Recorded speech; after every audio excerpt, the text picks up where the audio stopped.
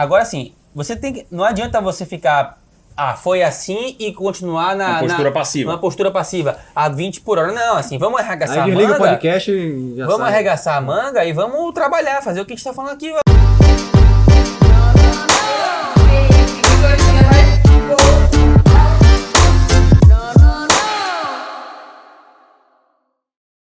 Fala galera, sejam bem-vindos a mais um Sétimo Cast, o podcast do sétimo ano, o podcast que é baseado em vivências e a fonte é as vozes da nossa cabeça. A gente vai usar agora as fontes da nossa cabeça mais do que nunca, né? Porque a gente vai falar sobre o ensino à distância quando a gente não estava inserido nisso, né? A gente não era acadêmico, mas nós temos nossas impressões, nós acreditamos que são valiosas e a gente quer compartilhar esses insights com vocês, né? O que fazer, já que você ficou um ano ali de EAD, você perdeu prática, o que a gente faria se a gente tivesse na sua situação? Eu vou começar. Eu acho que assim, apesar da gente não ter vivido a faculdade EAD, a gente tem experiências com cursos EAD. Sim. Existiam matérias EAD na faculdade, uma ou outra, a gente fez cursos online. E a primeira coisa que eu queria deixar claro aqui nesse podcast é que, assim, o ano perdido eu colocaria aspas, né? Porque não é de fato um ano perdido, foi um ano diferente. É diferente esse de todos. Esse título eu usei baseado numa caixinha que o menino sugeriu esse tema e chama atenção, né? Então, o ano perdido, o cara, pô, que ano perdido é esse? Ele vai querer ouvir o podcast, mas não necessariamente é um ano perdido. Uma coisa que a minha opinião é ao contrário. Se o cara soube utilizar esse ano, ele tem uma vantagem com a nossa geração. Uma vantagem competitiva. Mas a gente vai falar para dois públicos aqui. O cara que soube aproveitar e a gente vai falar também o cara que não soube aproveitar. Porque, a gente vai falar aqui, fica até o final. Né? Já passou, que não tem nenhum problema, assim. Não é o fim do mundo. Não é o fim do ano, no mundo mesmo. Tá? Exato. E a primeira coisa, diante de qualquer situação adversa, em qualquer circunstância da vida, a pandemia foi ruim para todo mundo. Mas para você dar a volta por cima e se diferenciar, usar aquilo ali como um meio para o crescimento, é justamente não reclamar. É aceitar que aquela é a realidade e trabalhar em cima daquilo. E assim, galera, a pandemia, a gente tende a achar que individualmente, tipo assim, eu, Lucas, fui o grande prejudicado, né? Pô, atrasou minha inserção no mercado de trabalho. Putz, o estágio que eu ia poder pegar... eu não consegui pegar. Cada um tá olhando pro seu próprio umbigo, né? É isso, mas entenda, isso foi uma coisa que aconteceu com todo mundo. Todo mundo, exatamente. Então, a partir de que tipo assim, todo mundo dorme. Se você partir do pressuposto que você perde 6 horas por dia, você fala, cara, eu perdi 6 horas por dia. Mas a partir do momento em que todo mundo perde 6 horas por dia, você meio que nivela todo mundo, meio como se fosse uma correção estatística, né? Você tá submetendo todo mundo àquele ambiente estressante e que aí você vai ver como cada um vai se desempenhar. Vai ter um que vai desempenhar um pouco melhor. Aquela prova mais difícil também, né? É mais difícil para todo mundo, não é só para você. Exato, exatamente. Então, assim, o cara que soube aproveitar, exatamente, hoje há uma democratização muito grande do conhecimento. O cara que soube aproveitar, ele estava ali ouvindo o sétimo ano, ouvindo várias coisas sobre medicina que estão extremamente disponíveis em diversas plataformas, como YouTube, Instagram, como podcasts, né? Conhecimentos extramedicinas, né? Finanças. Muitos acadêmicos aprenderam na pandemia educação financeira e investimento. Sim. Eu vi isso. E uma ferramenta que ele já colocou na caixinha dele. Exatamente. Na caixa de ferramentas dele de habilidades já tá lá. E isso aí, eu fui aprender isso, eu fui parar para estudar isso quando eu tava no final da minha residência. Meu pai e minha mãe nunca nem estudaram isso, né? Então, vocês... Nada melhor do que finanças para ter o tempo jogando a seu favor, né? Exatamente. Quanto mais rápido antes você aprender, melhor. E para aquele cara que tá no começo da faculdade, assim, quando o cara entra na faculdade, o cara fala, bom, tenho que ser médico, né? O cara acha que aquela coisa ali é a mais importante do mundo. Ele pensa, nossa, minha aula, acho que deve ser uma dor de todo mundo. Eu me coloco no lugar do cara que tá ouvindo a gente aqui no começo da faculdade. Fala assim, putz, não tive prática de anatomia. Como que eu vou conseguir ser um médico? Cara, eu pensaria isso. Tive prática Como que eu vou conseguir ser um médico se eu não tive prática de anatomia? E, galera, assim, fiquem tranquilos, tá, cara? Porque, assim, vou dizer que é desprezível? Não é desprezível. Ajudaria sim, mas não vai fazer a diferença. Ao longo da sua jornada inteira, talvez você tenha um pouco mais de dificuldade. Esses cirurgiões devem conseguir opinar um pouco mais, né? Depois vai correr atrás. Isso, e eles pensam assim, mas eu quero ser cirurgião e eu perdi a prática de anatomia. é justamente pro cirurgião que menos importa aquela anatomia lá no básico. Você tem que ter uma ideia toda, que você provavelmente tem mesmo no EAD. Se você estudou bem, você tem essa ideia bem estabelecida ali na sua cabeça, os conceitos básicos de anatomia. Porque a anatomia do cirurgião é completamente diferente. É um outro mundo, é um outro estudo. E até do radiologista, só radiologista. A anatomia é muito importante. Só que, cara, eu estudei anatomia no primeiro ano, passei na residência 5 anos depois. Eu não lembrava, por exemplo, a irrigação venosa da perna. Eu tenho que saber fazer um exame. Só que, velho, são 2 minutos que você pega, lê, e você revisa e gravou ali. Aplica inúmeras e aplica vezes, né? inúmeras vezes. E você aprende mesmo quando aplica inúmeras então, vezes. assim, esse conhecimento que você vai fazendo é mais pra você ter uma noção do todo, né? Não tem problema se você perdeu a prática de anatomia, uma prática de fisiologia, se o seu ambulatório inicial você não teve, né? Isso é tranquilo, isso. Realmente é tranquilo. Agora eu quero fazer o outro contraponto, porque assim, a gente está vendo, com a pandemia, cresceu muitas escolas digitais. O 7º ano está seguindo esse caminho hoje, né? Pode ser que mude no futuro, pode, né? Uma startup em crescimento, a gente não sabe que caminho vai tomar. Hoje a gente está crescendo como uma escola digital, né?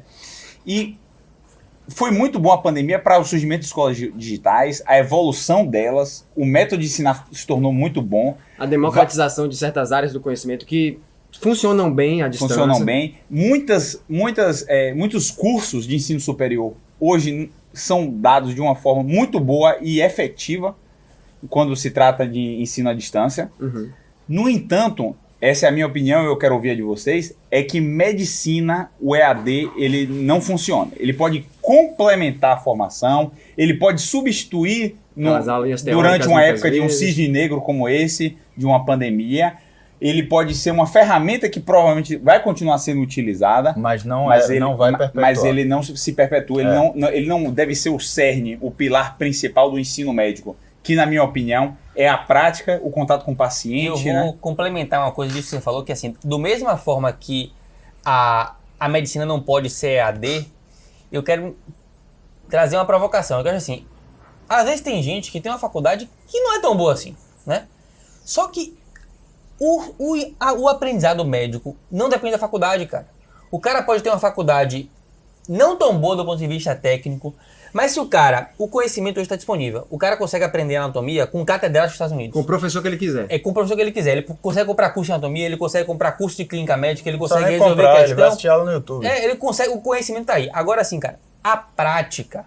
O cara pode aprender a prática médica independente da faculdade dele. Independente da faculdade. Né? Esse que é o grande pulo do gato, que o estudante acha que a faculdade tem a obrigação de ensinar ele.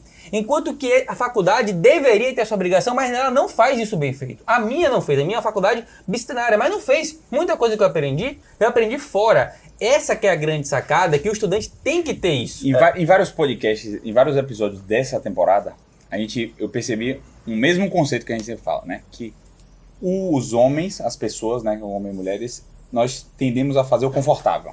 A gente sempre está na nossa zona de conforto e é sempre difícil sair dela.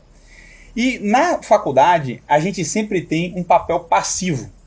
A gente sempre quer, que eu brinco, né? Venha a nós ao vosso reino. Porque você quer que tudo venha a você, né? Você quer que você fique parado e tudo aconteça. Principalmente o cara, às vezes, que paga uma faculdade cara, particular, e ele espera um retorno do investimento dele, né? E até de maneira correta, né? Porque ele tá pagando caro ali.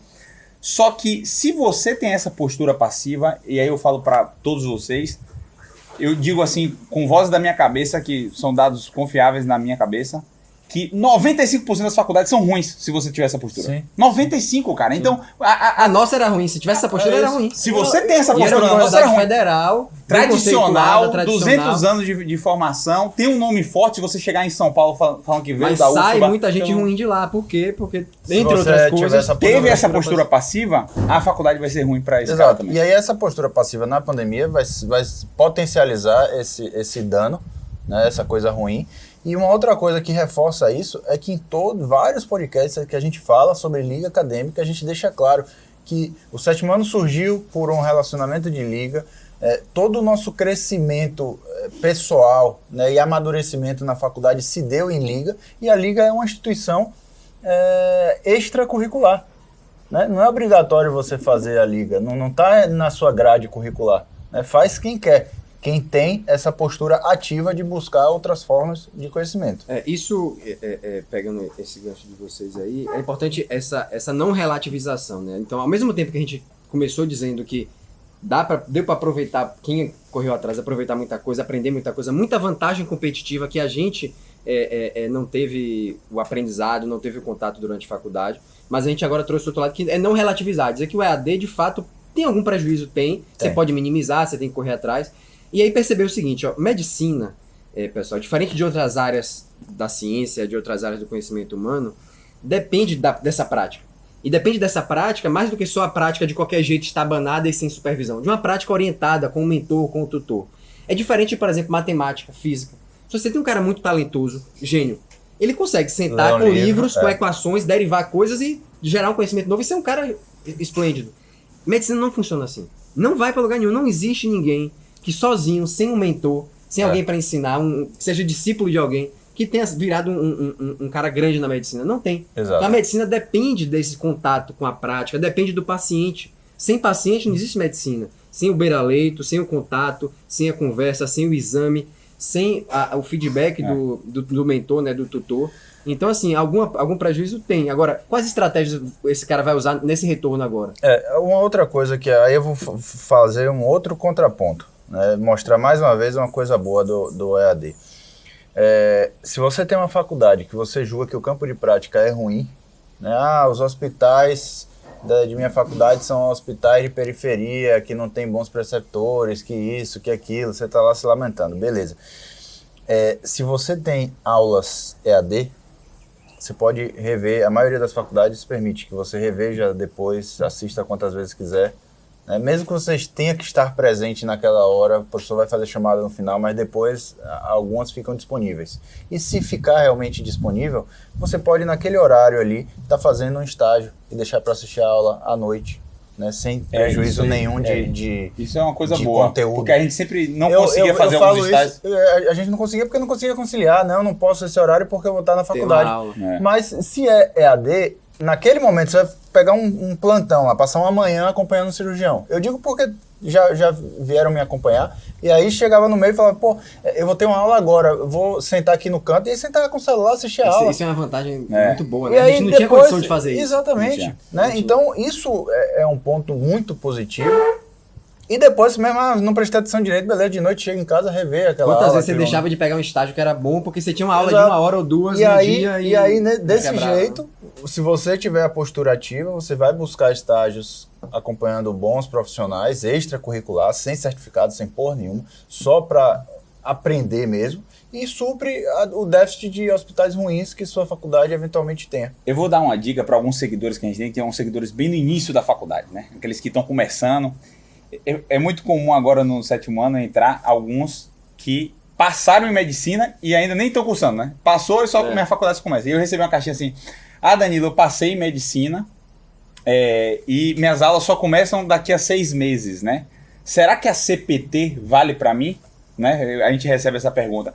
E o que é interessante é que essa pessoa, ela pode agora se empoderar das pessoas que fizeram bem a parte EAD, que aprenderam as coisas que a gente acredita que deveriam ser aprendidas na pandemia. Uma pessoa dessa, com a CPT, ela vai chegar na faculdade com a caixinha de ferramentas completa, como o Lucas fala. Ela vai estar com uma caixinha cheia vai saber iniciação científica, vai começar a aprender metodologia científica, vai ter uma noção de como funciona a faculdade de medicina, vai funcionar como aproveitar os estágios, o que procurar, né? Como construir o currículo dela. Lidar com os colegas, fazer amigo, etc. Várias coisas ele vai conseguir fazer.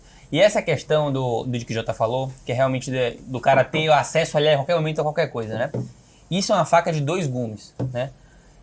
Isso é uma dificuldade que eu tenho hoje e que é difícil, assim. Lógico. Você tem o tempo inteiro informação de tudo quanto é lugar. Sim. E aí você acaba, muitas vezes, Não fazendo nada, porque você fica ansioso, escolhendo qual que é o melhor do que você tem que fazer. Exato. O cara fica perguntando, nossa, qual que é o melhor curso? É a CPT ou não sei o que lá de fulano? Cara, você não precisa do melhor. Essa coisa não precisa ser o melhor curso. Escolhe um e vai. Você tem que escolher um, entrar e consumir aquilo, porque se você ficar na punheta mental do qual que é o melhor, qual que é o melhor estágio que eu posso fazer, qual que é a melhor residência, aí você fica gastando um tempo absurdo preocupando qual que é o melhor, e aí fica no Instagram. Aí o cara fica meia hora pesquisando vídeo pra assistir. Sério, às vezes eu vejo gente que fica meia hora pra escolher a música que vai ouvir treinando, velho. Tem gente que faz isso, velho. Exatamente. Eu sofro com isso também. Esse mesmo problema de Lucas. Hoje eu tô exposto a muito conhecimento.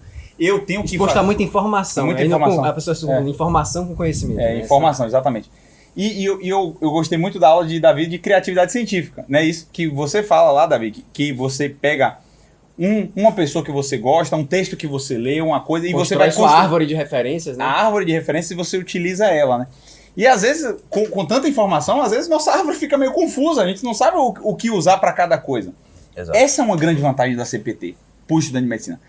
E pro médico ali recém-formado. Por quê? Porque a gente construiu um arcabouço de referências feito por 4 pessoas, então 4 pessoas, com cada um com sua árvore, e trouxe toda a caixa de ferramenta pronta para ela, organizada. Deu norte, né? Deu um norte. Então, você quer aprender finanças? Óbvio que você pode assistir uma Fin Class e ver lá o Warren Buffett, os caras podem fazer uma Masterclass com o Warren Buffett falando. Mas, cara, você tem acesso a tudo isso, né, hoje. Você pode ouvir o Warren Buffett a qualquer momento no YouTube, por exemplo. Só que você se dispersar muito, você não vai aprender nada. É muito melhor você pegar a aula 1, 2, 3 e 4 de finanças da CPT, seguir uma trilha ali de conhecimento e adquirir aquele conhecimento. Depois, se quiser aprofundar, aprofunda, mas ter a base de tudo bem feita ali, eu acho que é uma excelente ferramenta. O cara fala assim o seguinte, hoje em dia, né? Putz, mas se a gente falou, o conhecimento é todo disponível. Tá todo aí disponível. Pra que o sétimo ano tem aqui um podcast gratuito. Pra que eu vou pagar pra pagar esse negócio? E essa é a grande ideia. Tem uma frase que eu falo que é o seguinte: tempo é a única coisa que a gente não pode comprar e a gente insiste em vender. Só que tem uma exceção a essa regra, que você pode comprar tempo. Porque imagine, se você ia levar 10 horas, 20 horas para aprender um conteúdo e você pode pagar para você ter aquele conteúdo em 1 hora organizado, você economizou 20 horas. Então você comprou 19 horas nesse tempo, né? Completo, organizado e didático, né? Então assim... tá aparecendo propaganda de CPT aqui, mas não é não, cara. Assim, pode ser qualquer curso online que você queira fazer. Porque você, com a questão do EAD, você pode ter acesso a pessoas que você jamais teria acesso de você consumir o conteúdo daquela pessoa. Eu mesmo tive esse tipo de objeção durante um período curto no início do ano passado, quando começou a ter muita coisa online, pensando, o que vale a pena pagar e não vale? Tem gratuito, porque não paga gratuito e tal, e o aprendizado foi esse aí. É um aprendizado que a gente leva pra vida. Quando você paga por um curso, você não paga pelo curso. Você paga pela organização do conhecimento e pelos exemplos aplicados à sua rotina, que isso não tem preço, né? Não tem preço. Se você pegar um livro de fisiologia de 1000 páginas, quanto tempo você vai levar para ler? Agora você, na beira do leito da UTI, o cara te explicar a fisiologia respiratória naquele paciente, cara... Não tem nada mais importante do que isso. Quer um exemplo legal? Eu estou estudando muitas coisas, muitos livros, né?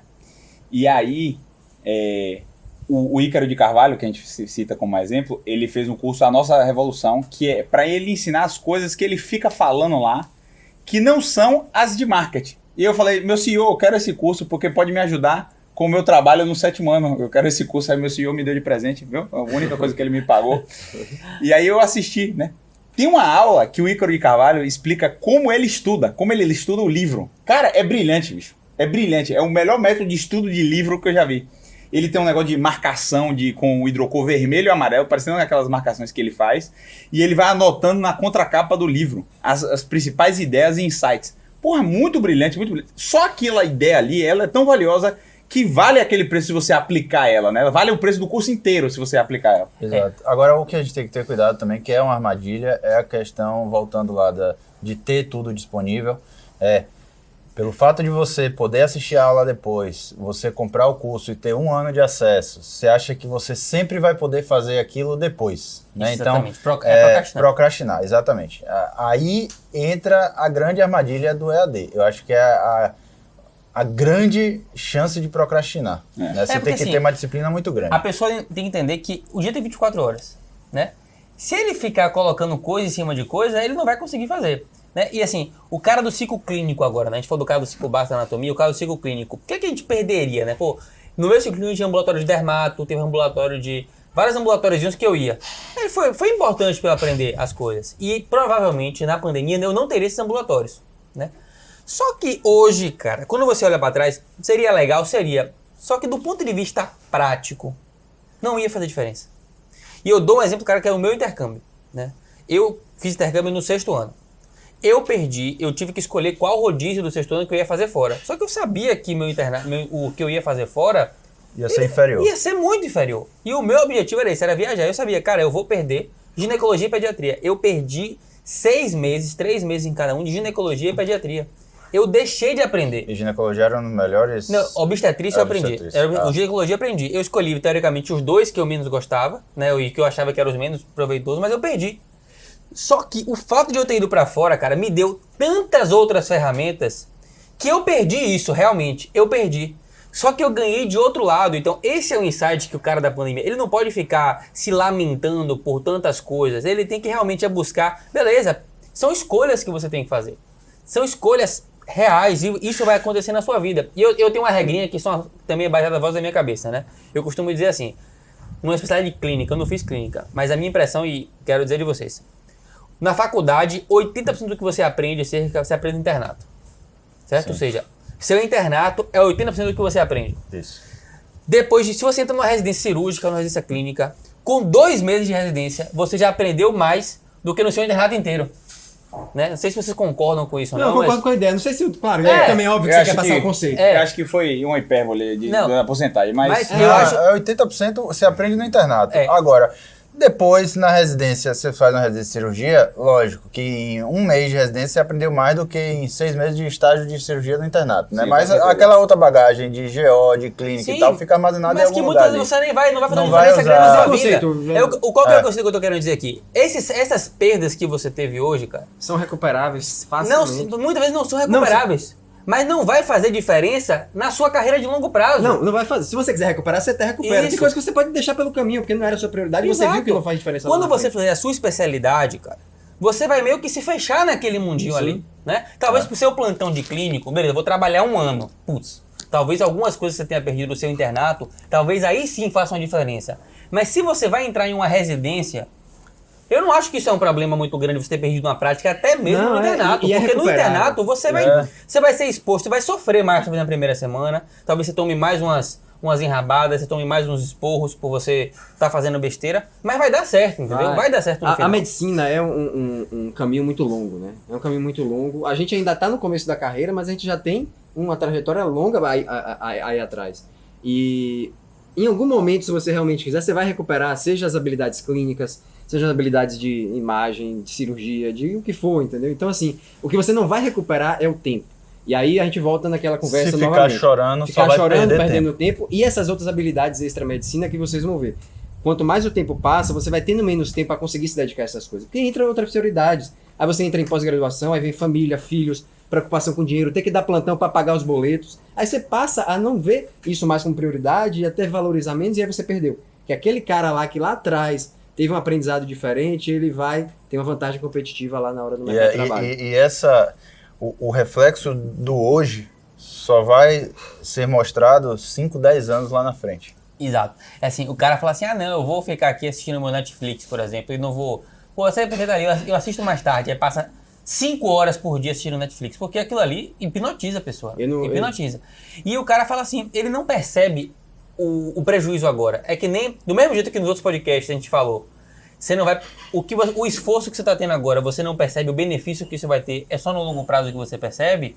Muitas vezes, essa falta de esforço, o prejuízo também é o que o Jota falou. Vai levar muito tempo para você perceber. E aí talvez seja um pouco tarde de você correr atrás. Porque como o Davi falou, você vai ter filho, você vai ter família. Cara, eu perguntei para o Davi esses dias. Davi, quando o Raul tá em casa, você consegue fazer alguma coisa? Quando você tá sozinho com o Raul em casa, você consegue fazer alguma coisa? Ele falou, cara, não, eu não consigo. Então, não, o pessoal do grupo de pesquisa do doutorado, eles sabem. Eu tentei algumas vezes e hoje eu não faço mais. Quando eu tô sozinho com o Raul em casa, no dia que tem a reunião do doutorado, eu falo, pessoal, hoje não dá, eu tô com o Raul, então eu sei que a reunião não vai gerar, entendeu? É a mesma coisa a aula. Eu não posso me programar para dar uma aula no 7º ano se eu vou estar sozinho com o Raul. Não existe sua mulher isso. vai dar plantão. Então, assim, pense que o dia de Davi, quando ele tá sozinho, tem 3 dias a menos para ele produzir coisa profissional. Porque ele não sabe que horas Raul vai dormir.